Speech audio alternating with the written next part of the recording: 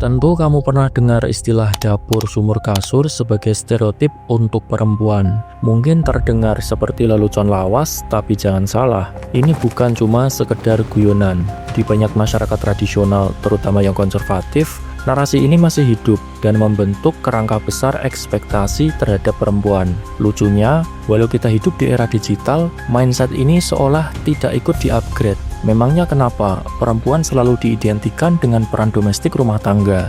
Apakah ini cuma budaya, agama, atau ada alasan lain yang lebih serius, bahkan licik? Mari kita mulai saja.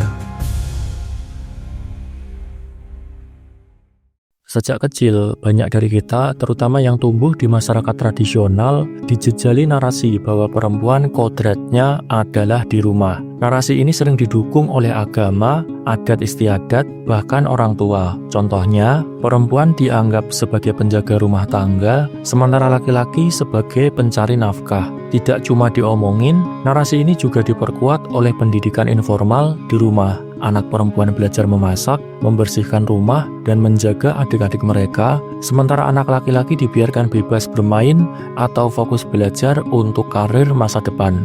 Namun, coba pikirkan kembali, apakah peran ini benar-benar bawaan biologis atau hanya konstruksi sosial? Simone de Beauvoir dalam The Second Sex mengatakan bahwa one is not born, but rather becomes a woman. Dalam kalimat ini, de Beauvoir ingin menegaskan bahwa menjadi perempuan itu bukanlah sesuatu yang kodrati. Sebaliknya, ini adalah hasil dari pengkondisian sosial yang terus-menerus. Artinya, dapur sumur kasur bukanlah takdir, melainkan sesuatu yang dikonstruksi secara sosial. Sistem patriarki adalah akar dari banyak stereotip yang membatasi perempuan. Patriarki ini secara sistematis menempatkan perempuan di posisi subordinat dengan dalih bahwa laki-laki lebih kuat atau lebih rasional. Padahal, kalau kita bicara fakta biologis, perbedaan antara laki-laki dan perempuan itu hanya relevan di soal reproduksi.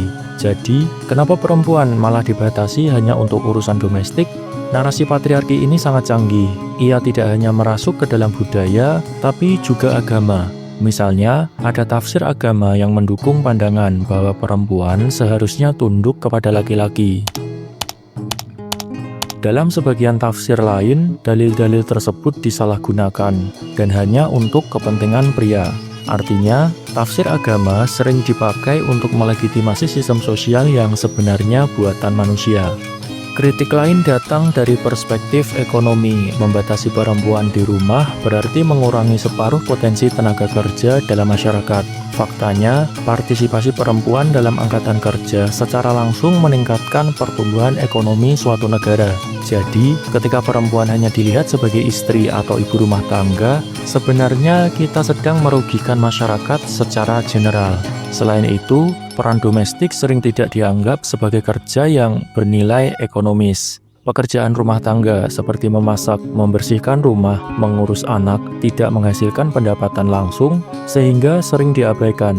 Padahal, kalau semua pekerjaan itu diberikan kepada penyedia jasa mengurus rumah, biayanya akan sangat besar. Jadi, siapa sebenarnya yang diuntungkan? Tentu saja laki-laki. Karena sistem ini membuat perempuan bekerja tanpa upah hanya di rumah. Hal lainnya adalah pendidikan formal dan media punya peran besar dalam melanggengkan atau memutus siklus ini. Sayangnya, banyak kurikulum sekolah yang masih mengajarkan peran gender tradisional. Pelajaran keterampilan hidup untuk perempuan sering berfokus pada memasak atau menjahit, sementara anak laki-laki diajarkan tentang teknik dan pengetahuan terapan. Media juga tidak kalah parah. Coba lihat iklan-iklan produk rumah tangga. Siapa yang biasanya digambarkan sebagai pengguna? Pasti perempuan. Siapa yang dipuji kalau dapur bersih? Perempuan lagi. Bahkan dalam film dan sinetron, tokoh perempuan sering digambarkan sukses hanya jika mereka berhasil menjalankan peran domestik dengan baik. Salah satu dampak paling parah dari narasi dapur sumur kasur adalah beban mental yang harus ditanggung perempuan. Istilah ini sering disebut sebagai mental load, yaitu tekanan untuk selalu memikirkan hal-hal terkait rumah tangga, meskipun perempuan itu sendiri juga bekerja di luar rumah. Beban ini sering tidak disadari oleh laki-laki karena mereka tumbuh dengan keyakinan bahwa tanggung jawab domestik adalah urusan perempuan. Akibatnya, banyak perempuan yang merasa lelah secara fisik dan emosional, tapi tidak punya ruang untuk mengungkapkannya.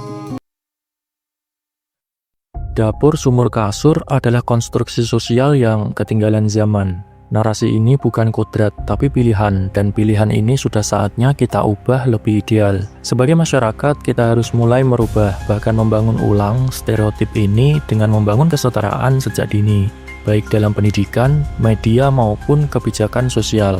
Perempuan bukan sekedar istri atau ibu, mereka adalah individu dengan potensi yang sama besarnya dengan laki-laki.